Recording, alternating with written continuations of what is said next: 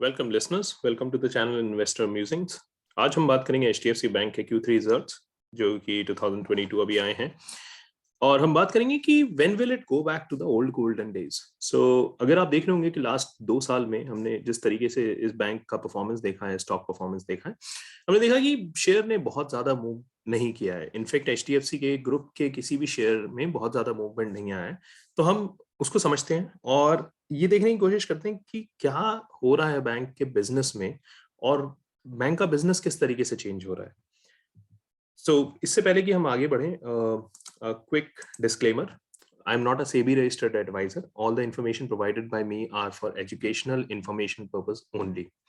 आप अगर चाहें तो हमारे चैनल को सब्सक्राइब कर सकते हैं, इन्वेस्टर म्यूजिंग्स। इस पे हम अलग अलग इन्वेस्टमेंट से रिलेटेड वीडियोस डालते हैं जो कि एजुकेशन पर्पस के लिए हैं सिर्फ। Now moving on to the results, अगर आप देखोगे तो क्या हो रहा है इस क्वार्टर में।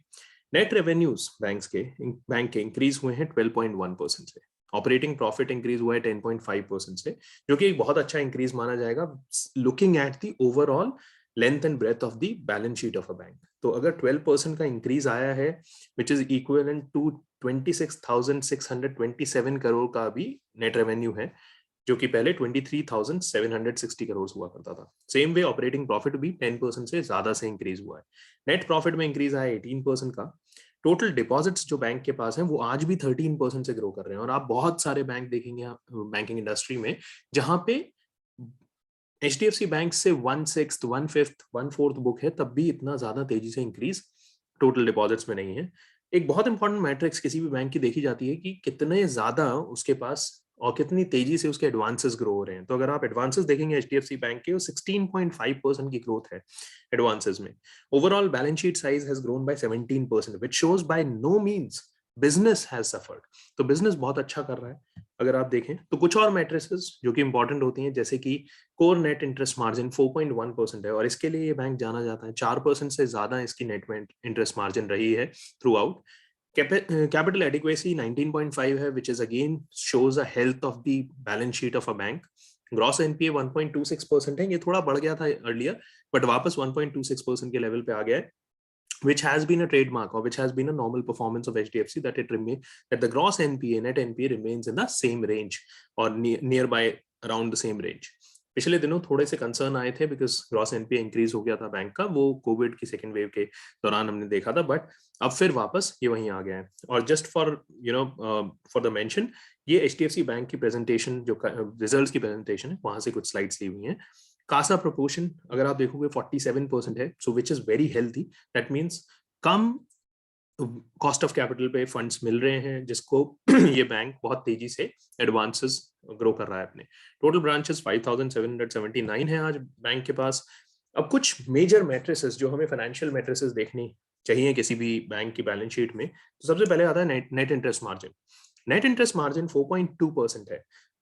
दैट बेसिकली सेज कि नेट इंटरेस्ट मार्जिन इस बैंक का 4% से ज्यादा ही रहा है पिछले 3 क्वार्टर में। आप देख सकते हैं results. Net interest margin interest earnings assets again 4% से ऊपर है। Net interest income as a percentage of net revenue is 69 to 70%, which is a healthy number in itself. Wholesale fees as a percentage of fee income 6 से 7% है, which is also a good number.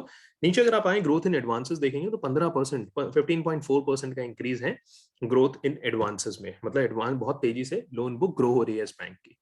ये in fact एक number भी है, अगर आप पिछले 2 से 3 साल में एचडीएफसी बैंक की लोन बुक देखें तो आपको देखने को मिलेगा कि नियरली जितना कोटक बैंक का एसेट साइज है, उतनी बुक इस बैंक ने अपनी करंट लोन बुक में लास्ट 2 से 3 साल में ऐड की है, which shows you the quantum of performance which this bank is showing.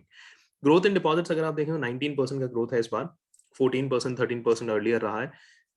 Again looking at car deposits itself 19.6% की ग्रोथ है, और सार डिपॉजिट्स में 34.8% की ग्रोथ है, विच टेल्स यू दैट एक लो कॉस्ट ऑफ कैपिटल पे आपके पास बहुत सारे डिपॉजिट्स आ रहे हैं, जिसको आप फर्दर लोन की फॉर्म में अपने कस्टमर्स को देने हैं।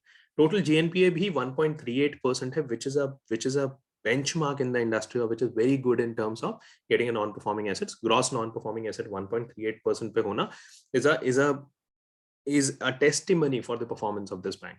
Total provisions अगर आप देखें as a percentage of advances 2% के around provisions हैं currently. So ये सब देखते हुए हमें लगता है कि बैंक बहुत अच्छा कर रहा है, एज अ बिजनेस कोई इम्पैक्ट नहीं हुआ है, और जो इम्पैक्ट था भी कोविड का वो भी अब कम हो गया है और बहुत तेजी से बैंक ग्रो कर रहा है। Now again we don't know how or till when the share price will remain subdued, but as a business ये बहुत strong balance sheet दिखती है, बहुत अच्छा performance दिखता है इस बैंक का। Again a disclaimer, I am not a SEBI registered advisor, all the information provided me are for education and information purpose only। आप अगर चाहें तो हमारे इस चैनल को सब्सक्राइब करें, हम और वीडियोस डालेंगे जिससे कि आप कुछ नए स्टॉक्स के बारे में जान पाएंगे और उनके बारे में पढ़ पाएंगे। So thank you so much for joining us today।